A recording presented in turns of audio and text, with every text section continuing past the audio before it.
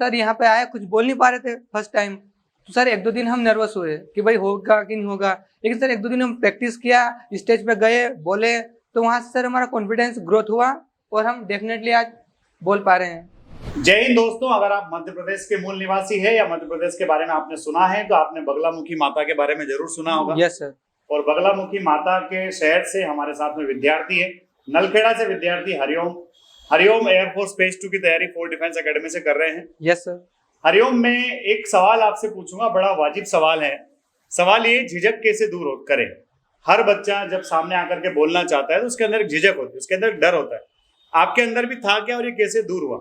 Yes sir, हम पहले बोल नहीं पाते थे क्योंकि सर यहीं से हमारा एक भाई फोर्स डिफेंस एकेडमी से इंडियन एयरफोर्स में सिलेक्टेड हुआ है, तो उसने मुझे प्रेफर किया कि भाई तू फोर्स डिफेंस एकेडमी जा और वहाँ से अच्छे से बोल। तो हम सर यहाँ पे आए, कुछ बोल नहीं पा रहे थे फर्स्ट टाइम। तो सर एक दो दिन हम नर्वस हुए कि भाई होगा कि नहीं होगा, लेकिन सर एक दो दिन हम प्रैक्टिस किया, स्टेज पे गए, बोले, तो वहाँ से सर हमारा कॉन्फिडेंस ग्रोथ हुआ और हम डेफिनेटली आज बोल पा रहे हैं। तो भाई का सिलेक्शन ऑलरेडी हो रखा है, भाई इंडियन एयरफोर्स का हिस्सा है, फौज में सेवाएं दे रहे हैं। उन्होंने इनको सुझाव दिया, ये आ गए। एक दो दिन नर्वस हुए, सबके साथ होता है। ऐसा तो होता नहीं कोई काम आपने आज शुरू किया है और आज ही एकदम से आप उसमें सफलता पा लेंगे। पर जब शुरुआती जो परेशानियां होती है, टीचिंग ट्रबल्स जो होती है, अगर आपने शुरुआती चैलेंजेस को फेस कर लिया तो आप आराम से बोलना सीख सकते हैं। हरिओम, आपने देखा ग्रुप डिस्कशन आप करते हैं तो जब आदमी एक बार खड़ा होकर बोलने लग जाता है तो फिर डिस्कशन कितना आसान हो जाता है। यस सर, बहुत इजीली बन जाता है क्योंकि सर हम सभी के साथ अपने पॉइंट्स शेयर कर सकते हैं। सभी के साथ पॉइंट शेयर कर सकते हैं तो फिर वहां से जी हाँ, हम यही सिखाते हैं। जब बच्चा आता है तो उसको सिंगल खड़ा करके पहले बोलते हैं भाई आप खड़े होइए और आप 5 मिनट तक बोलिए। और अगर ऐसा कोई बच्चा है जो स्वयं खड़े होकर 5 मिनट तक बोल सकता है तो ग्रुप में डिस्कशन तो आसानी से कर लेगा सर, कर ही लेगा। हरिओम, कर्नल साहब ने किस तरह से गाइड किया, क्या किस तरह से उन्होंने समझाया, उनका समझाने का तरीका क्या था जो आपको समझ में आया?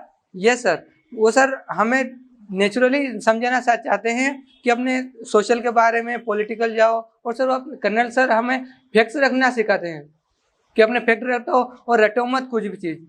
जनरली लोग रट देते हैं, आप भी देखोगे जब आप एयरफोर्स का फेज 2 देने जा रहे होंगे, कई सारे लड़के ऐसे होंगे जिनके पास अपने खुद के इंट्रोडक्शन की भी 5-6 लाइनें लिखी होगी। बच्चों, अगर हमें अपना ही इंट्रोडक्शन लिखना पड़ा तो इससे बड़ी क्या बात हो सकती है हमारे लिए, है ना? बड़ी शर्मिंदगी की बात होगी। लोग ऐसा रट देते हैं, ऐसा रटवा देते हैं, और जब रटा हुआ कोई चीज होती है तो आप लोग जानते हो रटे हुए को बोलने के लिए फिर से याद करना पड़ता है, और जब बोलने का टाइम होता है तब याद करें कि बोले, बड़ा डायलेमा हो जाता है।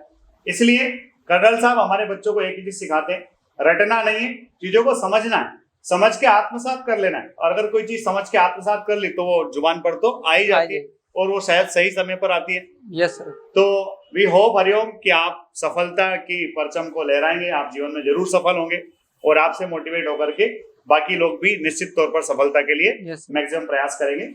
आपको बहुत बहुत धन्यवाद। अगर वीडियो अच्छा लगा हो तो लाइक शेयर सब्सक्राइब करना ना भूलें। जय हिंद, जय भारत, इनकलाब जिंदाबाद, भारत माता की जय।